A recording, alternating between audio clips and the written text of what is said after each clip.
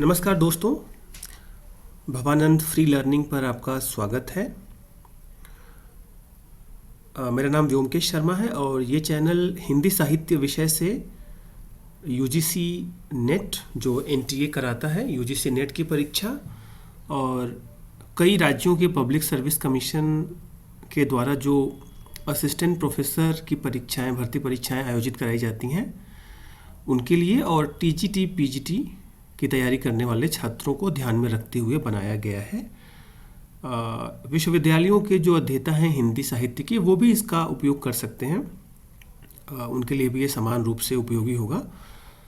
तो चलिए शुरू करते हैं। सबसे पहले मेरे पास कई छात्रों के फ़ोन आते हैं और वो पूछते हैं कि हिंदी साहित्य का इतिहास पढ़ते समय किन किन पुस्तकों को पढ़ा जाए। तो ये कुछ पुस्तकों की सूची है, आप इनको देख सकते हैं। इनमें सबसे महत्वपूर्ण ये 3 पुस्तकें हैं, अब इनको ज़रूर पढ़िए। हिंदी साहित्य का इतिहास आचार्य रामचंद्र शुक्ल का है। 1929 में हिंदी शब्द सागर की भूमिका के रूप में ये ग्रंथ प्रकाशित हुआ था। शुक्ल जी ने हिंदी साहित्य का पहला व्यवस्थित, सच्चे अर्थों में जो हिंदी साहित्य का पहला इतिहास ग्रंथ माना जाता है वो आचार्य रामचंद्र शुक्ल के हिंदी साहित्य के इतिहास को माना जाता है। तो आप याद रखिए 1929 में ये हिंदी शब्द सागर की भूमिका के रूप में लिखा गया था और तब इसका नाम हिंदी साहित्य का इतिहास नहीं था, हिंदी साहित्य का विकास, हिंदी साहित्य का विकास नाम था। ये प्रश्न यूजीसी नेट में और गवर्नमेंट डिग्री कॉलेज यूपीपीसीएस की जो परीक्षा हुई थी पहले 2012 में शायद हुई थी, उसमें पूछा भी गया था।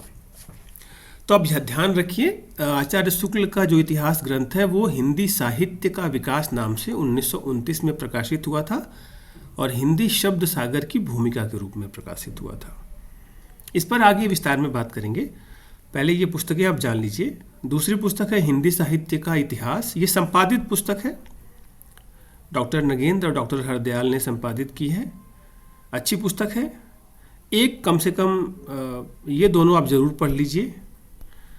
और हिंदी साहित्य का दूसरा इतिहास है, इसके कुछ चैप्टर्स पढ़िए, समझ में आ जाएगा आपको देखकर। हिंदी साहित्य और संवेदना का विकास, राम स्वरूप चतुर्वेदी की पुस्तक है, ये भी अच्छी पुस्तक है। हिंदी साहित्य का सरल इतिहास, इसे जरूर पढ़िए। जिन लोगों ने हिंदी साहित्य के इतिहास की एक भी पुस्तक नहीं पढ़ी है आज तक, ठीक से मतलब पूरी कंप्लीट पुस्तक जिन्होंने भी नहीं पढ़ी है वे जरूर इस पुस्तक को पढ़ें। ये पहले एनसीईआरटी के पाठ्यक्रम में उपलब्ध थी, बाद में 2007 में इसे पुस्तक के रूप में प्रकाशित किया गया। जरूर पढ़िए, आपकी एक समझदारी बन जाएगी हिंदी साहित्य के इतिहास को लेकर। और जो प्रमुख बहुत सारे ऑब्जेक्टिव प्रश्न आपको सीधे सीधे इस पुस्तक से मिल जाएंगे।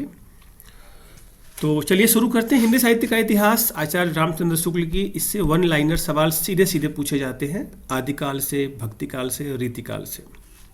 विभिन्न कवियों के या रचनाकारों के या उनकी कृतियों के मूल्यांकन के क्रम में शुक्ल जी ने जो आप्त वचन कह सकते हैं, हम लोग मजाक मजाक में आप्त वचन कहते थे, कुछ स्थापनाएं दी हैं।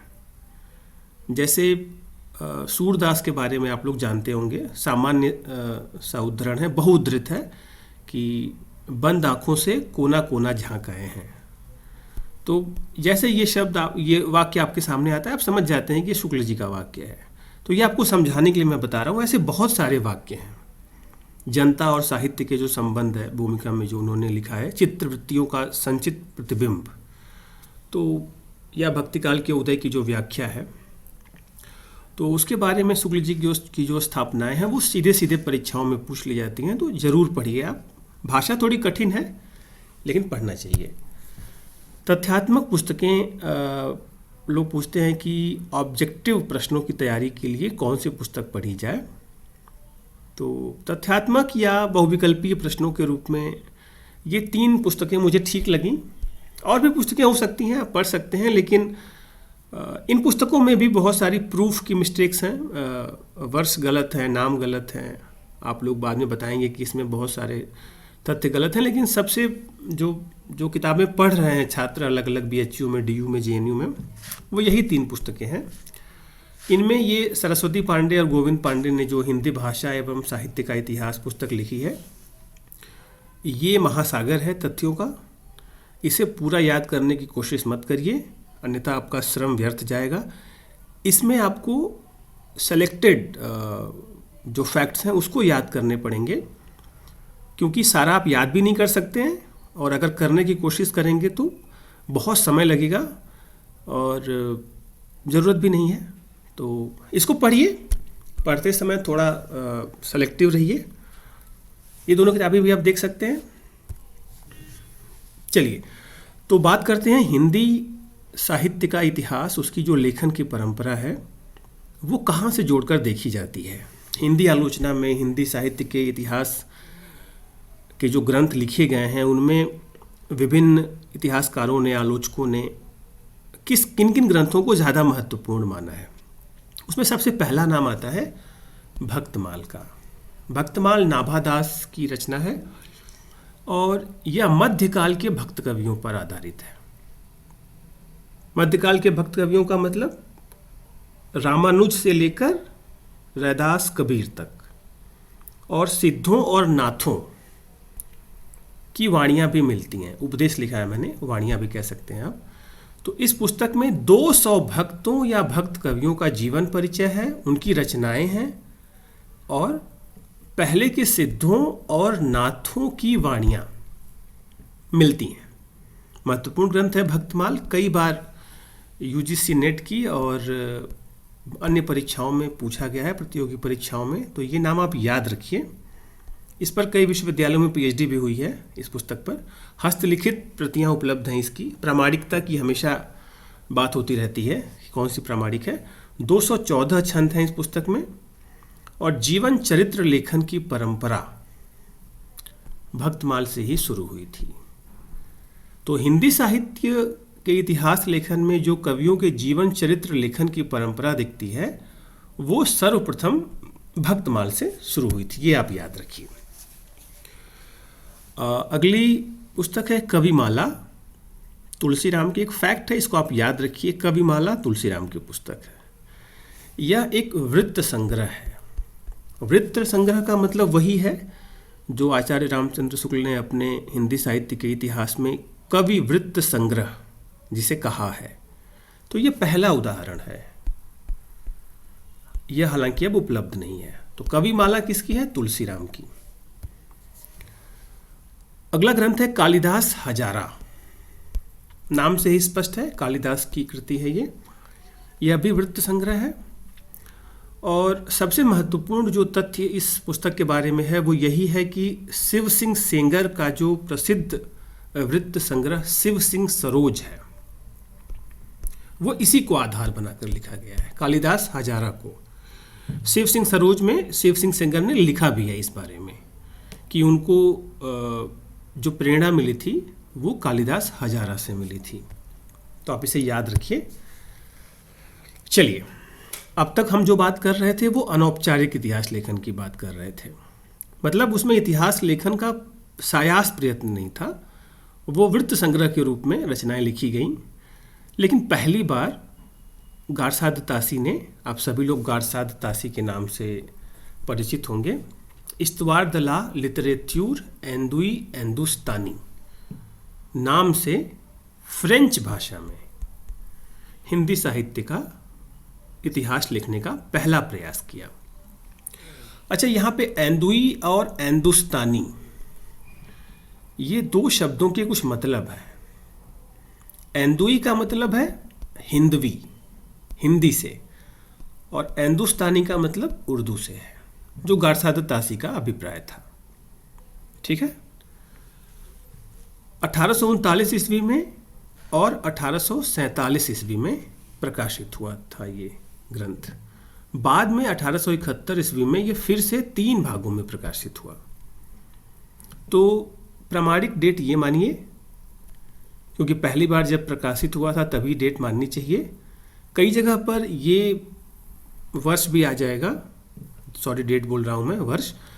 तो 1871 अगर है और ये दोनों विकल्प हैं 1839 और 1871, तो आप 1839 मानिए।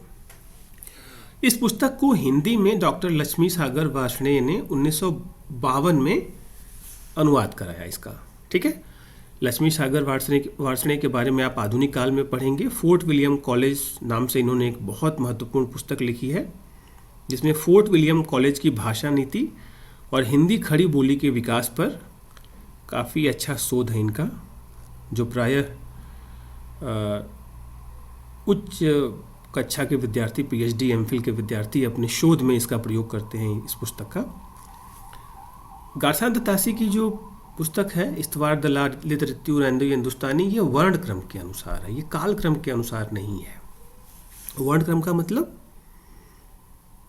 कि जो वर्णमाला में जो अक्षर पहले आते हैं उनके नाम से जिन कवियों के नाम हैं उनको पहले जगह दी गई है, तो ये ऐतिहासिक दृष्टि से गलत होता है।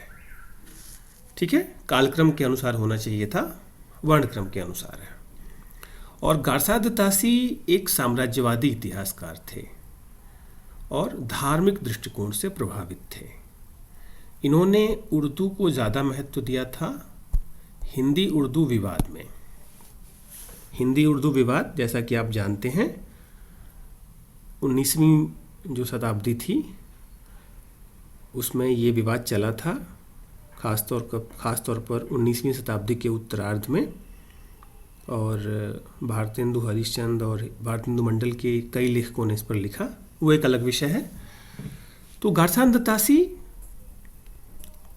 अंग्रेजी शासन से प्रभावित लेखक थे, जिन्होंने इस्तवार द लिटरेचर एंड हिंदुस्तानी नाम से पहला प्रयास किया हिंदी साहित्य के इतिहास लेखन का, जो फ्रेंच भाषा में था, फ्रेंच में लिखा था, ध्यान रखिए आप लोग।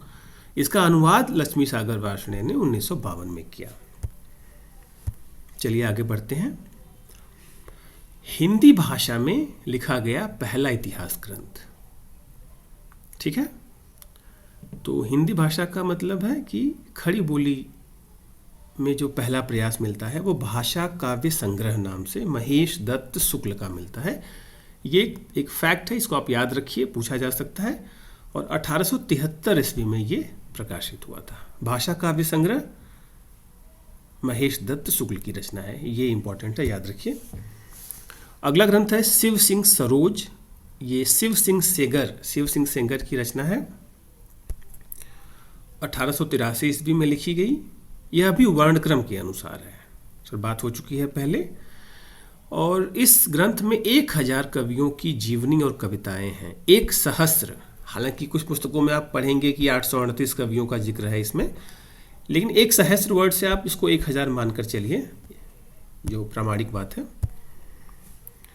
चलिए, सबसे महत्वपूर्ण इतिहास लेखन का पहला व्यवस्थित प्रयास वो जॉर्ज ग्रियर्सन ने किया।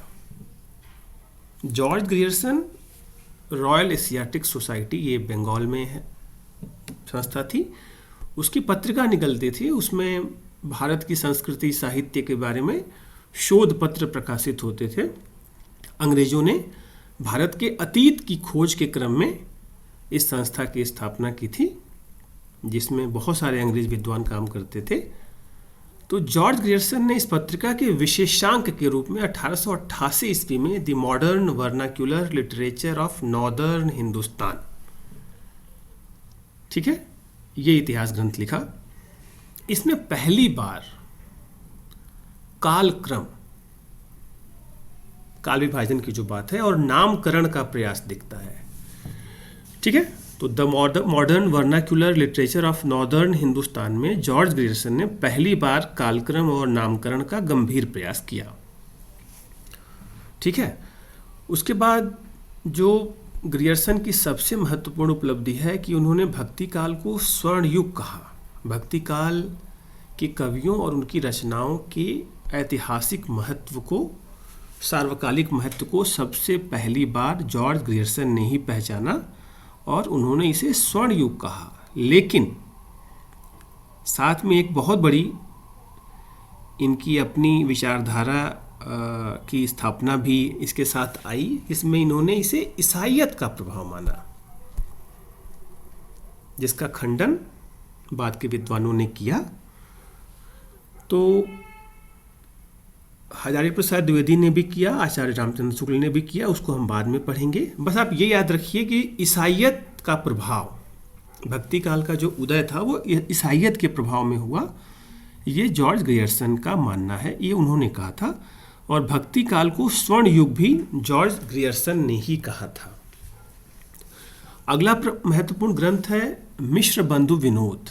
मिश्र बंधु विनोद मिश्र बंधु की रचना है, 4 खंडों में है। पहले 3 भाग 1913 ईस्वी में और चौथा भाग 1934 ईस्वी में आया। ये सबसे महत्वपूर्ण सवाल है जो बार बार कई परीक्षाओं में पूछा गया है। मिश्र बंधु 4 ऑप्शन दिए जाते हैं, उसमें पूछा जाता है कि इनमें से मिश्र बंधुओं में कौन नहीं है या कौन है। तो सुखदेव बिहारी मिश्र, श्याम बिहारी मिश्र और गणेश बिहारी मिश्र, ये 3 मिश्र बंधु हैं। इनका नाम आप याद कर लीजिएगा, बहुत इंपॉर्टेंट प्रश्न है ये। चलिए, मिश्र बंधु एक जो और महत्वपूर्ण बात है, मिश्र बंधु विनोद को शुक्ल जी ने प्रामाणिक माना था और अपने हिंदी साहित्य के इतिहास में जो कवियों का परिचय है वो शुक्ल जी ने मिश्र बंधु विनोद से ही लिया था और इसका जिक्र उन्होंने अपनी भूमिका में किया है। और भी लोगों का किया है, लेकिन यहाँ पर मिश्र बंधु विनोद की बात हो रही है, तो आप याद रखिए मिश्र बंधुओं की रचना। मिश्र बंधु, ये मी बंधु लिखा हुआ है, इसको मिश्र बंधु विनोद मानिए। मिश्र बंधु, मिश्र बंधु विनोद, ये टाइपो है, मी बंधु लिख दिया गया है। तो शुक्ल जी के इतिहास ग्रंथ पर इसका प्रभाव है, ये आप याद रखिएगा। चलिए, अंग्रेजी भाषा में भी कुछ इतिहास ग्रंथ लिखे गए। आपको मैंने बताया है पहले कि बहुत सारे अंग्रेज विद्वान भारत की संस्कृति और साहित्य के बारे में शोध कर रहे थे और उनमें से एडविन ग्रीव्स ने 1917 ईस्वी में स्केच ऑफ हिंदी लिटरेचर नाम से संक्षिप्त इतिहास लिखा हिंदी साहित्य का।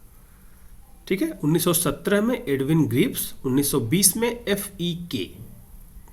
यहाँ पे स्केच है, यहाँ पे हिस्ट्री है। एडविन ग्रीव्स की जो पुस्तक है उसमें स्केच वर्ड है और FEK की जो पुस्तक है उसमें हिस्ट्री वर्ड है। बाकी नाम एक ही जैसा है, ए स्केच ऑफ हिंदी लिटरेचर और ए हिस्ट्री ऑफ हिंदी लिटरेचर। तो आप इन दोनों को याद रखिएगा।